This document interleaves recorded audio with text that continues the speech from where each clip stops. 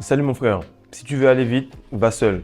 Si tu veux aller loin, va avec une femme. Si tu veux aller encore plus loin, alors fais des enfants. Pourquoi? Parce qu'au fur et à mesure que tu vas aller dans ton parcours en tant qu'homme, il te faudra des raisons de te lever le matin, des raisons de travailler, des raisons de retenir ta semence. Car en réalité, toi, tu regardes actuellement le gars qui est en train de se vider d'un œil hautain. Mais sache qu'il y a un palier au-dessus où ce que tu es pour le gars qui se vide, eh bien, le gars qui cultive son énergie avec sa conjointe te regarde de la même manière. Il faut que l'on soit humble afin d'aller beaucoup plus loin et de transmuter l'énergie de manière plus forte. Car il y a toujours pouvoir versus force, il y a toujours quelqu'un de plus fort que nous et toujours quelqu'un de plus faible que nous, dépendamment de notre niveau de compréhension et de conscience de soi.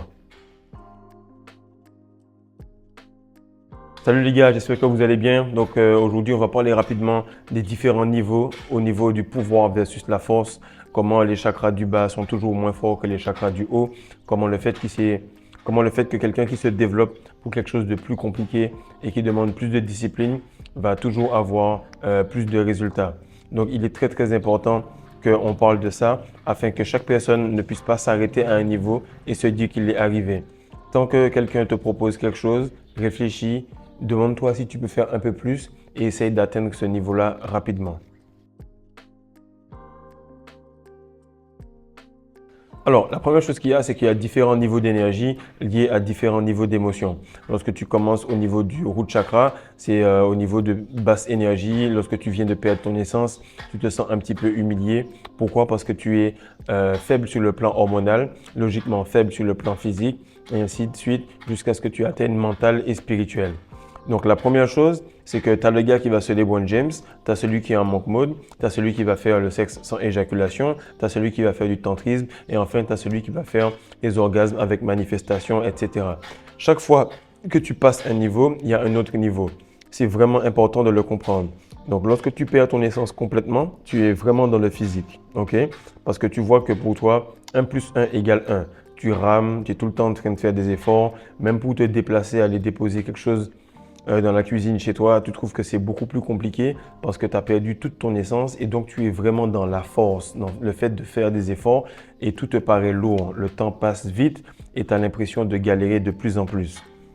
Lorsque tu commences à te retenir, là, tu passes un palier. Tu tombes dans le mental.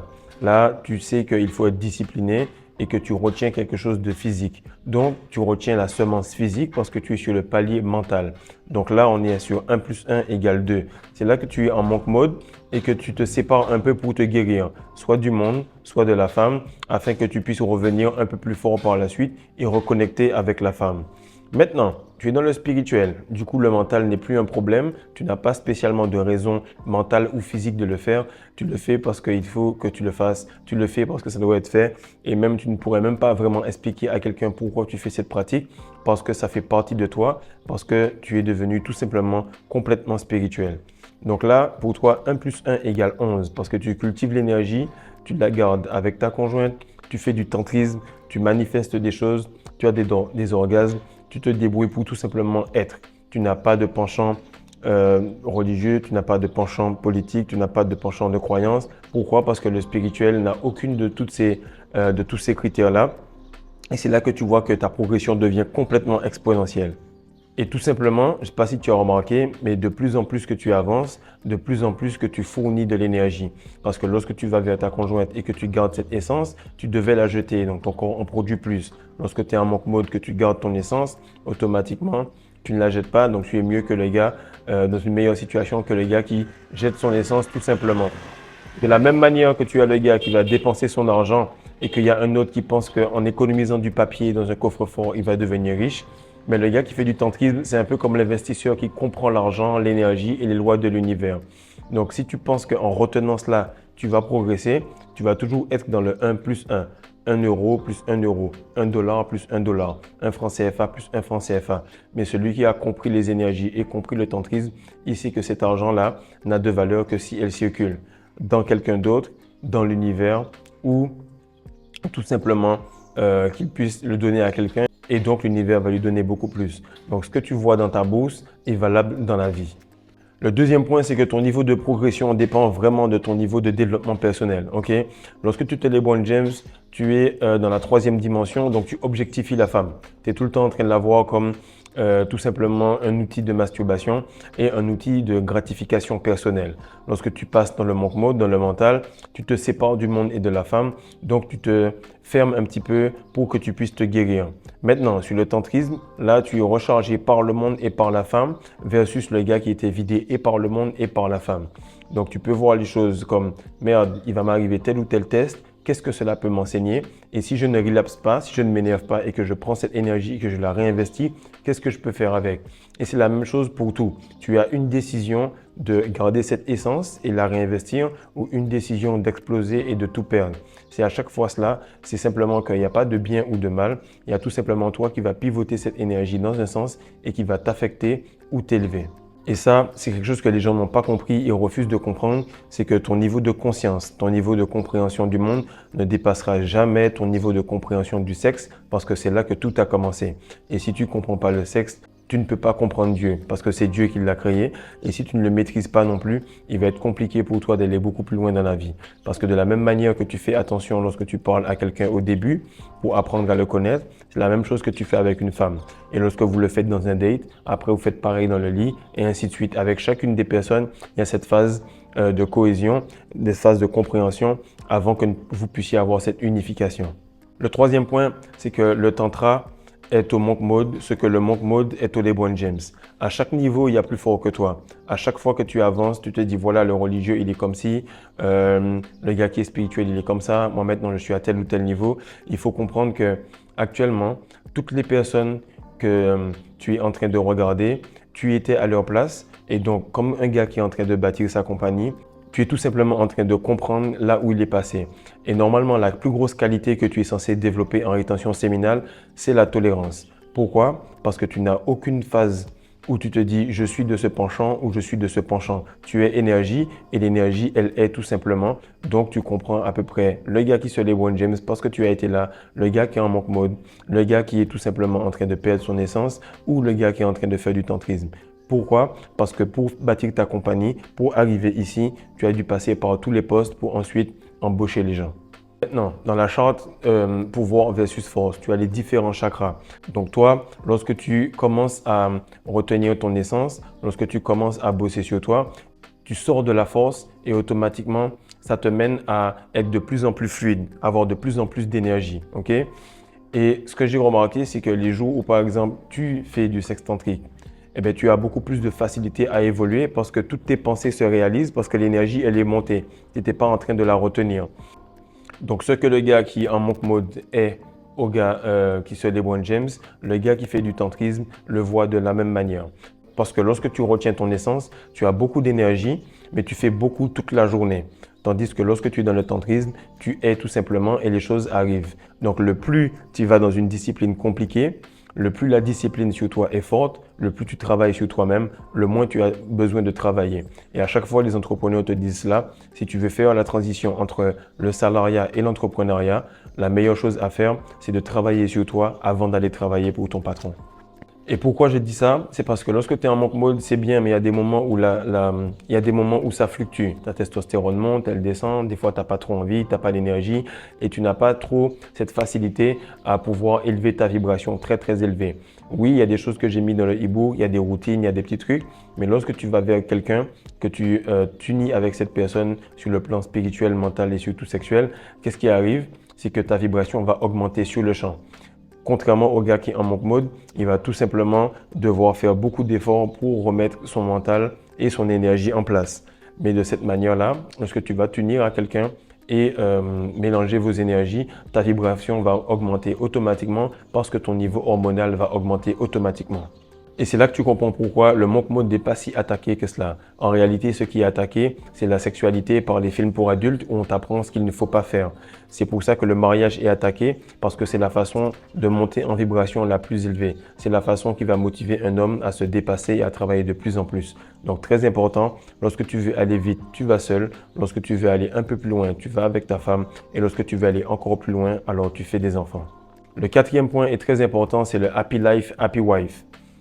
c'est très important. Pourquoi? Parce que le sexe, il est mal enseigné pour que tu puisses fracasser la personne, pour que tu puisses la blesser. Et comme j'ai dit, la femme, elle a un petit physique, un grand ego. Automatiquement, lorsque tu as mal fait ton taf, elle te déteste de plus en plus parce que tu ne la satisfais pas sur le plan sexuel.